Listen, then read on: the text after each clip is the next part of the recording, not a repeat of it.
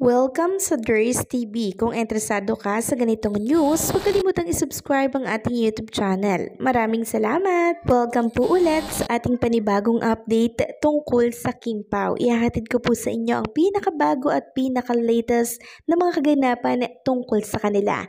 Kaya naman kung hindi ka pa subscriber ng ating channel, pindutin nyo na ang notification bell para lagi kayong updated sa mga balitang trending at napapanahon. So, ayun, welcome back again sa ating YouTube channel mga kakimpaw, and for tonight's video nga pag-uusapan natin ay tungkol sa mga importanteng kaganapan ulit ni Kim and Paolo Avellino. So una, pag-usapan muna natin mga kakimpaw, itong ganap po kanina. So ito po yung time na papasok pa lamang po mga kakimpaw si Kim and Paolo Avellino sa entrance ng mall, and kita nyo po ba yung mga taong nag-aabang dito? Sobrang dami. And hindi pa nga nakakapasok, hiyawan, tilian na po, sigawan na yung mga fans dyan, talagang pinagkaguluhan si Kim and Paolo. And pagpasok pa nga po ni Kim and Paolo Avellino, may pa-surprise agad itong ilang mga fans para sa kanilang dalawa. May dalawang bouquet of flowers agad for Kim and Paolo Avellino, mula po yan sa Kim Pao Believers Official. So nakita ko na kasi itong flowers na to na pinost po ng Kim Pao Believers Official kahapon. Sabi niya nga dito, ready na ang Kim Pao Believers sa Chowking event with Kim Chu and Paolo Avellino. See you at SM Seaside, Cebu. Ayan o, binigay po nila kay Kim and Paolo. Yung green kay Paolo, yung pink kay Chinita Princess, kasi alam naman natin na favorite color po ni Kim ay color pink. And oo nga po pala mga kakimpaw, nakalimutan ko pong isama sa update natin kanina yung tungkol sa merch ng Chowking bag. Ito pwedeng belt bag mga kakimpaw. So nakita ko nga dito na ang pinili po ni Paolo Avellino na bagay yung color pink, yung favorite color po ni Chinita Princess. Ewan ko ba kung makakabili yung lahat ng mga bibili sa Chowking nationwide and magkakaroon ng merch na ganito, o yung mga nagpunta lang sa event na to sa SM Seaside City, Cebu, yung makakakuha. Sabi nga po ng marami, sana daw available ito nationwide, nang sa ganon ay magkaroon naman sila ng merch din from Chowking bilang pagsuporta po sa tambalang Kim Pao. And ulitin ko lang mga kakimpaw na meron pong event ulit si Kim and Paolo Avellino sa isang mall. Dito naman yan sa Manila. Reminders lamang po yan sa lahat ng mga Kimpaw fans. May 17, 2025, SM Mall of Asia para ulit yan sa Chowking Halo-Halo.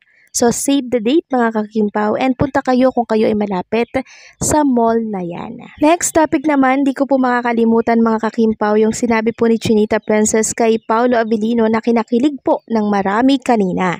Paano ba naman kasi mga kakimpaw, yung team po ni Paolo Avellino na naglaro para po sa halo-halo, no, halo-halo po ng Chowking.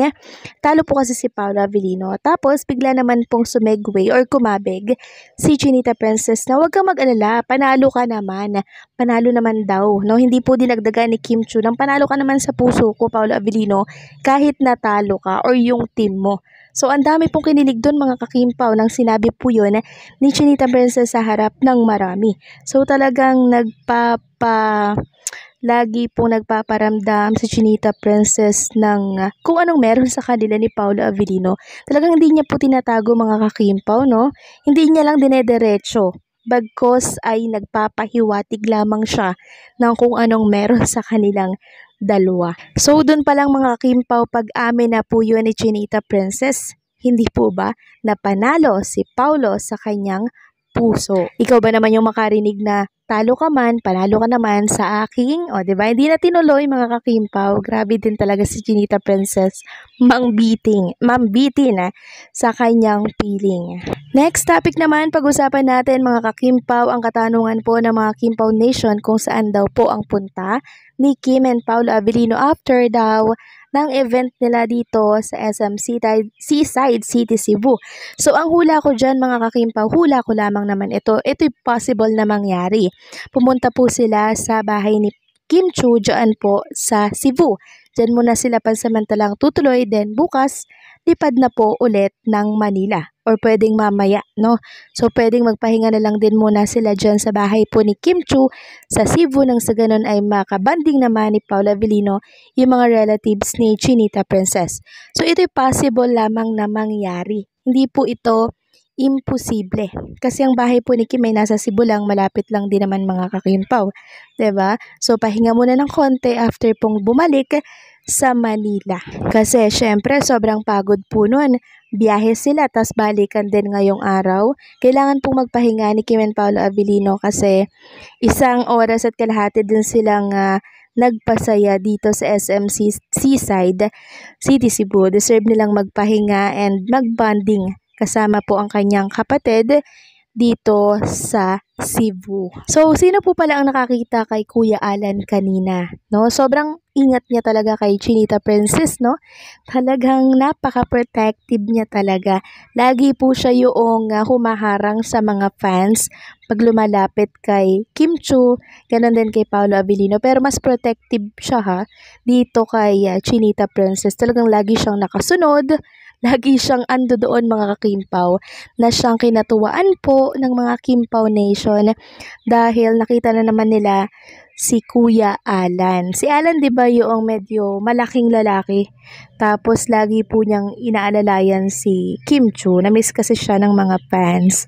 Ngayon lang din ulit lumabas sa event ng Kimpaw. Kaya naman todo po ang pasalamat ng mga fans sa kanya kasi napoprotektahan niya po si Kim Chiu kahit na wala sa tabi si Paolo Avellino. Andiyan naman si Kuya Alan na lagi pong nanunuway at nakabantay kay Chinita Princess. So, sino po mga taga Cebu dito mga kakimpaw na nakikinig sa atin ngayon? So, paki-comment nga po dyan. Nagpunta po ba kayo sa SMC Side City, Cebu? Kamusta po? Nag-enjoy ba ang lahat? And pakichika na din mga kakimpaw kung nakita niyo silang sabay umuwi, no? So, hopefully ay dumiretso sila sa bahay ni Chinita Princess sa Cebu. Doon sila mag-dinner na din mga kakimpaw. Kasama po ang team ni Chinita Princess, lalo na si Isaias, videographer / photographer na talaga namang lagi pong nakasunod din kay Kim Chiu every time na may ganap ito.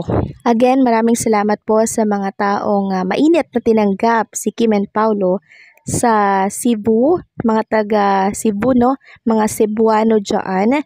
So, for sure, babalik ulit dyan si Kim and Paolo Avellino para naman ito sa panibagong project nila. So, abangan nyo na lang din po mga kakimpaw yung mga announcement for Kim and Paolo Avellino. And, lagi lang kayong tumutok dito kasi lagi tayong may announcement sa mga importante pong kaganapan kay Kim and Paolo Avellino. So, paano hanggang dito na lamang po ang update natin. Maraming salamat po sa patuloy na pagsuporta.